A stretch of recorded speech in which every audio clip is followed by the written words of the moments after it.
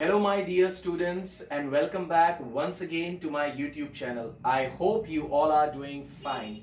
Now, dear friends, in today's introductory lesson, we'll be discussing a very fresh topic from our English textbook of class 10th, that is Footprints Without Feet.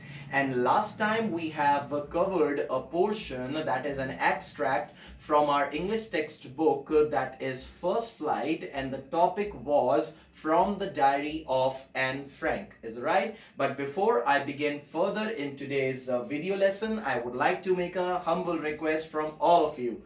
Kindly subscribe my channel, press the bell icon, and do not forget to like and share my videos. So let us proceed. Now, dear friends, we will discuss today the portion from our textbook of Footprints Without Feet, that is The Making of a Scientist, written by Robert W. Peterson.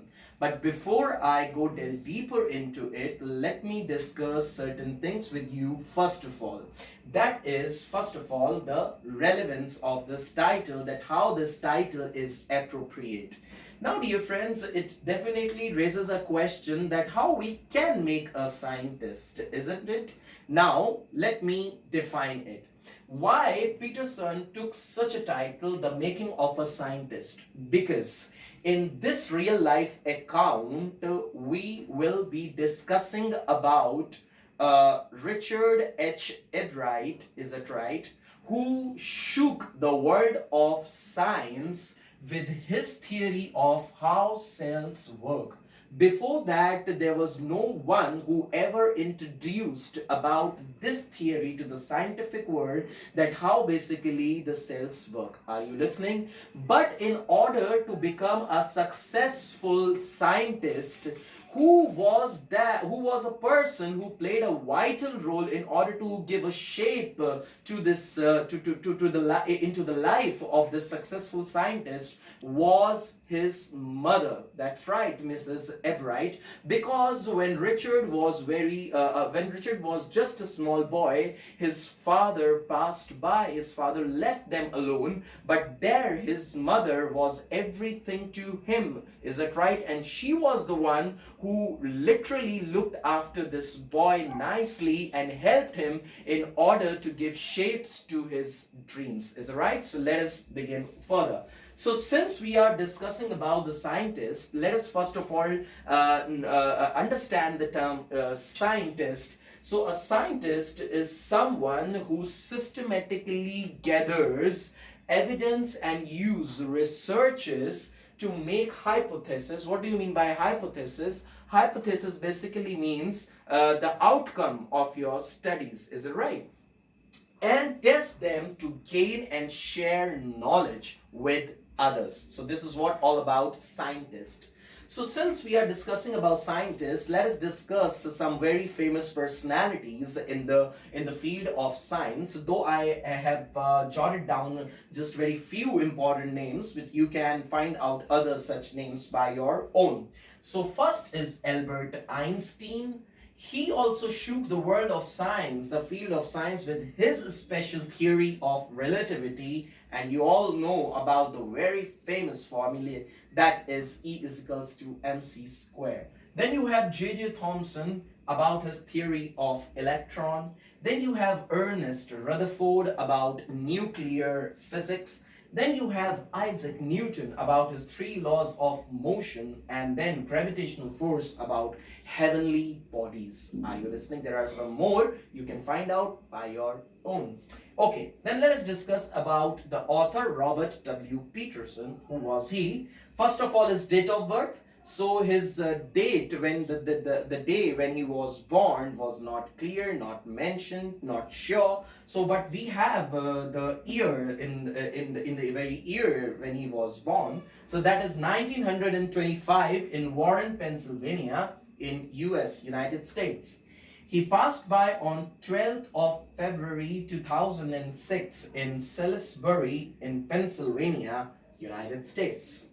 Now, Robert W. Peterson was basically, when he began with his this writing profession as a writer, so he was a very famous writer of an American newspaper. But later on, he became a freelance author where he used to write about magazines, then articles and books. So the basically the topics that he used to give focus upon and stress upon, he used to write a lot about sports and scouting. Is that right? Now let me discuss with you quickly about the theme and the message of this real life account. So let us begin. Now let us discuss about the theme. So it is an very interesting story about, rather a study about the young boy Richard H. Ebright and his journey in order to become a successful scientist. This is what all about the theme of this real life account. Then the message. So the message that this real life account, this study, this story teaches us is to encourage the learners for their interests, no matter what, in the field that they like.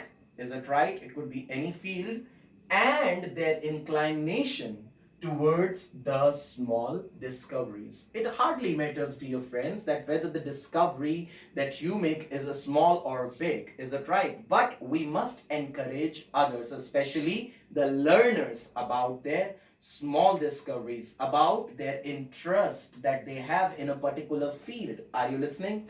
Now, as you know that we are discussing about this young scientist Richard H. Ebright. Is it right? Of course, he had an interest in order to collect things, but in order to become a successful scientist, his mother played a vital role because she used to encourage him. Are you listening? She used to give him a room, a place, in order to give shape to his interest. Are you listening? The interest that he had in order to collect things. And from here, because this is what his interest in, he found that I have been born with this ability. Are you listening? With this talent.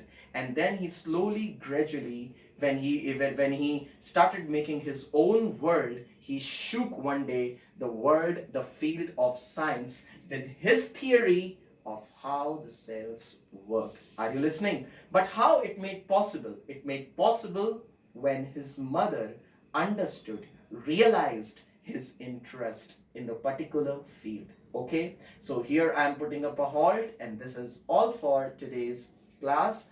Thank you and have a great day ahead.